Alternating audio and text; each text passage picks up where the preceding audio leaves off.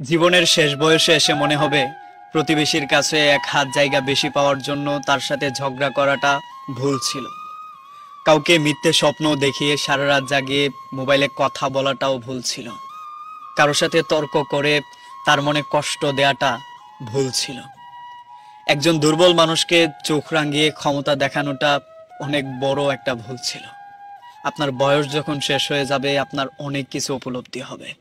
তখন আপনার মনে হতেই পারে এক হাত জায়গার জন্য প্রতিবেশীর সাথে ঝগড়া করার কোনো প্রয়োজন ছিল না। রাত জেগে কাউকে মিথ্যে প্রতিশ্রুতি দেওয়ার কোনো অর্থ হয় না। এই যে একজন পরিচিত মানুষের সাথে তর্ক করে তার মনে কষ্ট দেওয়ার অনর্থক।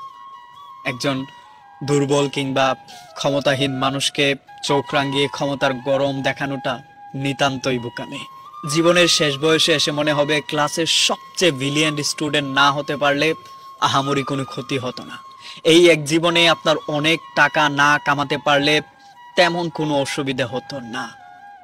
জীবনের শেষ মুহূর্তে আপনার মনে হবে একটা স্বাভাবিক মৃত্যুর চেয়ে বড় কোনো প্রাপ্তি হতে পারে না।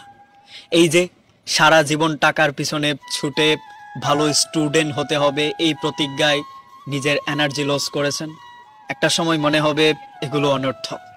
কারোর সাথে বাঘ বিতণ্ডে জড়ে যাওয়া, ক্লাসের সেরা হওয়ার কারণে টাকার গরমে মানুষকে মানুষ মনে না করাটা এটা নিতান্তই বোকামি। শেষ বয়সে এসে মনে হবে একটা স্বাভাবিক মৃত্যুর চেয়ে ভালো আর কিছু হতে পারে না। জীবনের শেষ বয়সে এসে মনে হবে মানুষের দোয়াটাই শ্রেষ্ঠ সম্পদ ছিল, যেটা আমি অর্জন করতে পারিনি। তখন আপনার মনে হবে মানুষের মনে কষ্ট দেয়াটাই পৃথিবীর সবচেয়ে বড় ভুল ছিল। শেষ বয়সে নিঃশ্বাস আটকে আসার পরেও যখন আপনি শ্বাস প্রশ্বাস নিতে পারবেন, তখন আপনার মনে হবে মানুষের দোয়াটাই শ্রেষ্ঠ সম্পদ। তখন মনে হবে যদি আমি ছেড়ে দিতাম কিংবা কথা কম বলতাম অথবা আমি ওইখান থেকে সরে আসতাম তাহলে ভালো হতো।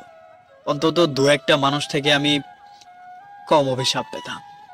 তখন মনে হবে একটা স্বাভাবিক মৃত্যুই আপনার জীবনের শ্রেষ্ঠ প্রাপ্তি।